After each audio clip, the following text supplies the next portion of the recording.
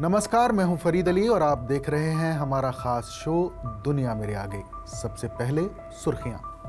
Israel पर Hamas के हमले को हुआ 1 साल। 7 अक्टूबर 2023 को हमास के लड़ाकों ने इजराइल पर किया था बड़ा हमला। हमले की बरसी पर जगह जगह प्रदर्शन। युद्ध विराम की मांग को लेकर दुनिया भर में सड़कों पर उतरे लोग। इजराइल के विरोध और फिलिस्तीन के समर्थन में दुनिया भर में प्रदर्शन। कई जगह इजराइल के समर्थन में भी उतरे लोग। इजराइल के पीएम नेतन्याहू बोले, 7 मोर्चों पर लड़ रहे हैं जंग, हम ईरान पर हमला जरूर करेंगे। इजरायली रक्षा मंत्री ने कहा, ईरानी हमले से खरोंच तक नहीं आई। हिजबुल्लाह का इजराइल के हाइफा शहर पर हमला, 10 लोग घायल, मिलिट्री बेस को बनाया निशाना।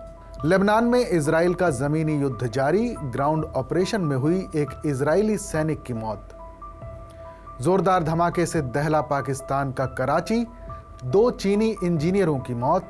बलूचिस्तान के विद्रोहियों ने ली हमले की जिम्मेदारी। मालदीव के राष्ट्रपति मुइज्जू पहुंचे दिल्ली, पीएम मोदी से की मुलाकात। बोले, भारत की सुरक्षा को नुकसान नहीं पहुंचने देंगे, हमारे रिश्ते अच्छे हैं, इस यात्रा से और मजबूत होंगे। और अब आज की बड़ी खबर। मिडिल ईस्ट में भूकंप के झटके महसूस किए गए और इसके बाद कयास लगाए जा रहे हैं कि कहीं ईरान ने इजराइल के साथ बढ़ते तनाव के बीच परमाणु टेस्ट तो नहीं कर दिया है। दरअसल ईरान और इजराइल में 5 अक्टूबर यानी शनिवार रात को भूकंप आया था। इन दोनों भूकंपों की टाइमिंग में ज्यादा फर्क नहीं था। ऐसे में ये अंदाजा लगाया जा रहा है कि क्या ईरान ने कोई परमाणु टेस्ट किया है। भूकंप की टाइमिंग और इसे लेकर विशेषज्ञों की जो आशंकाएं हैं, उससे ये शक और ज़्यादा मजबूत हो रहा है। ईरान में ये भूकंप सेमनान प्रांत के अरादान शहर में आया था। रिक्टर स्केल पर इसकी तीव्रता 4.5 बताई जा रही है। यूएस जियोलॉजिकल सर्वे ने जानकारी दी कि भूकंप स्थानीय समय के मुताबिक रात करीब 10:45 पर आया था और इसका केंद्र जमीन से महज 10 किलोमीटर की गहराई पर था। राजधानी तेहरान तक इस भूकंप के झटके महसूस किए गए, जो भूकंप के केंद्र से 110 किलोमीटर दूर है। वहीं आर्मेनिया में एक सीज्मिक स्टेशन यानी भूकंपीय केंद्र ने शनिवार रात को ईरान में आए भूकंप की तीव्रता को रिक्टर पैमाने पर 4.6 बताया है। एक रिपोर्ट के मुताबिक विशेषज्ञों ने पाया कि कोई भूकंपीय संपीड़न तरंगें यानी सीज्मिक कंप्रेशन वेव्स नहीं थी, जिससे जाहिर होता है कि ये घटना भूकंप से ज्यादा विस्फोट जैसी है। ईरान के कुछ मिनट बाद ही इजराइल से भी भूकंप की खबर आई। यूरोपियन मेडिटेरियन सीज्मोलॉजिकल सेंटर यानी EMSC की रिपोर्ट के मुताबिक इजराइल में भूकंप की तीव्रता बेहद कम रही। इसके बाद तो सोशल मीडिया पर ईरान न्यूक्लियर टेस्ट ट्रेंड करने लगा।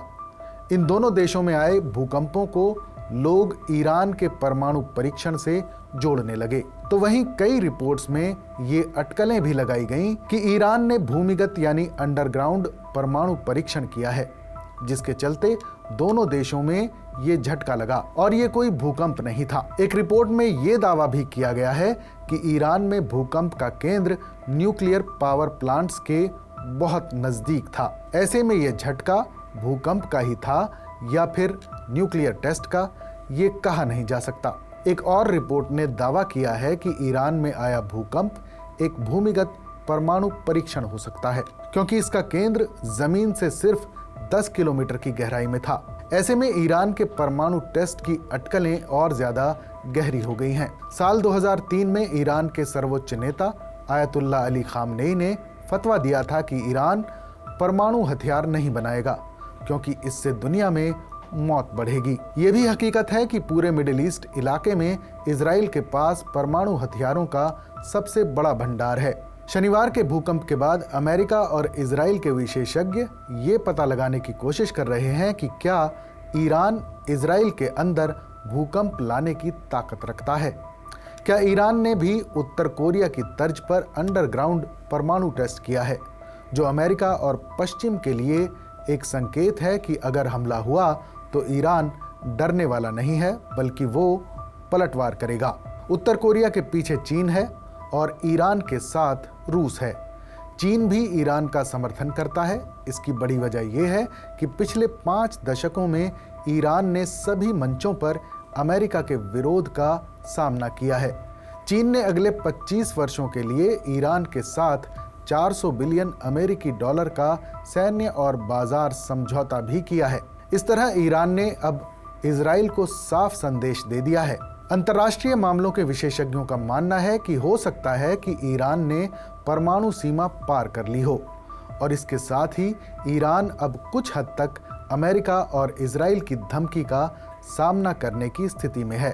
इस तथ्य को भी नकारा नहीं जा सकता कि अरब देशों ने तटस्थ रहने की बात कही है। सैन्य रणनीति की शब्दावली पर गौर करें तो इन हालात में अरब देशों का तटस्थ रहना इजराइल का समर्थन ही माना जाएगा। दरअसल ये भूकंप ईरान और इजराइल दोनों देशों के बीच बढ़ते तनाव के बीच आया है। हिजबुल्लाह नेता हसन नसरल्लाह और हमास नेता इस्माइल हानिये की मौत के बाद ईरान ने इजराइल पर 300 मिसाइलें दागकर हमले कर दिए थे, जिसके बाद इजराइल ने इसका जवाब देने की कसम खाई है। तो इस पर ईरान ने भी इजराइल को 1000 गुना ज्यादा खतरनाक हमले की चेतावनी दे डाली है। ऐसे में वो अब अपने परमाणु संयंत्रों पर लगातार काम कर रहा है। और अब आज की दूसरी बड़ी खबर, 7 अक्टूबर 2023 को हमास ने दक्षिणी इजराइल पर हमला किया था और इस हमले की पहली बरसी पर इजरायली सेना यानी IDF ने अपने ऑपरेशंस पर एक रिपोर्ट जारी की है। इजरायली सेना ने सोमवार को गाजा पट्टी, वेस्ट बैंक और लेबनान में अपने ऑपरेशन के बारे में जो नए आंकड़े जारी किए हैं, उनमें इजराइल पर दागे गए रॉकेटों की संख्या से लेकर लेबनान और गाजा में इजरायली वायुसेना की तरफ से किए गए हमलों की संख्या भी शामिल है। इजरायली सेना ने इस रिपोर्ट में यह भी बताया है कि उसने गाजा में हमास के कितने लड़ाके ढेर किए, साथ ही उसके कितने सैनिक मारे गए। रिपोर्ट के मुताबिक इजरायली सेना ने गाजा में पिछले 1 साल में करीब 17,000 हमास के लड़ाकों को मार गिराया है। 7 अक्टूबर के दिन इजरायली सेना ने 1000 हमास के लड़ाकों को इजराइल में ही मौत के घाट उतार दिया था। दरअसल 7 अक्टूबर 2023 को हमास ने इजराइल पर हमला करते हुए करीब 250 इजरायली नागरिकों को बंधक बना लिया था और उनके इस हमले के दौरान करीब 1200 इजरायली मारे गए थे। बंधकों को छुड़ाने और हमास का खात्मा करने के लिए इजराइल की सेना ने गाजा में ऑपरेशन स्वॉर्ड लॉन्च किया था। 1 साल बाद जारी सेना की एक्शन रिपोर्ट से पता चल रहा है कि उसने हमास को काफी बड़ा नुकसान पहुंचाया है। रिपोर्ट में बताया गया है कि इजरायली सेना ने गाजा में करीब 40,300 ठिकानों को निशाना बनाया है और करीब 4,700 हमास की सुरंगों को ढूंढकर नष्ट किया है। साथ ही सेना ने हमास के 8 ब्रिगेड कमांडरों और उनके ही जैसी रैंक के 30 से ज्यादा बटालियन कमांडरों को भी मारने का दावा किया है। डेटा के मुताबिक 165 से ज्यादा हमास कंपनी कमांडर और समान रैंक वाले सदस्य भी मारे गए हैं। इसके अलावा IDF ने लेबनान में अपनी कार्रवाई पर बताया कि उसने लेबनान में करीब 800 हिजबुल्लाह लड़ाकों को मारा है, जिसमें ज्यादातर ईरान समर्थित संगठनों से जुड़े हुए थे। लेबनान में इजराइल की सेना ने बताया कि उसने करीब 11,000 हिजबुल्लाह पोजीशंस को निशाना बनाया है। अब सवाल ये उठता है कि इस जंग में इजराइल की सेना को कितना नुकसान हुआ है। तो पिछले 1 साल से जारी जंग में IDF को हमास से कड़ी चुनौती मिली है। पिछले 1 साल में हमास के साथ संघर्ष में इजराइल के 728 सैनिक मारे जा चुके हैं। रिपोर्ट में बताया गया है कि इस लड़ाई में 4,576 सैनिक घायल भी हुए हैं और अब हिजबुल्लाह से भी इजराइल को कड़ी चुनौती मिल रही है। इजराइल और हमास जंग का असर पूरे मिडिल ईस्ट में देखने को मिल रहा है। फिलिस्तीन के समर्थन में दुनिया भर में लोग सड़कों पर उतर आए हैं। दुनिया भर के कई देशों में इजराइल के विरोध और फिलिस्तीन के समर्थन में प्रदर्शन हो रहे हैं।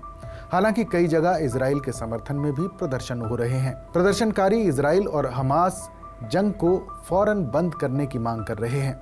दरअसल फिलिस्तीन समर्थक विरोध प्रदर्शन में मोरक्को की राजधानी में हजारों लोग इकट्ठा हुए थे, जबकि दुनिया भर में इसी तरह की रैलियां हुई। म्यूनिख, लंदन और मेलबर्न उन कई शहरों में शामिल थे जहां इजराइल के समर्थन में प्रदर्शन हुए। दक्षिणी इजराइल पर 7 अक्टूबर 2023 के हमलों की बरसी की पूर्व संध्या पर रविवार को वैश्विक स्तर पर कई शहरों में फिलिस्तीन समर्थक और इजराइल समर्थक रैलियां की गईं। हमास के स्वास्थ्य मंत्रालय के मुताबिक गजा में इजराइल के सैन्य अभियान में अब तक 41,000 से ज्यादा लोग मारे जा चुके हैं। हमारे इस शो पर अपनी राय हमें जरूर बताइएगा। बाकी देश और दुनिया की तमाम बड़ी खबरों के लिए देखते रहिए TV9 डिजिटल।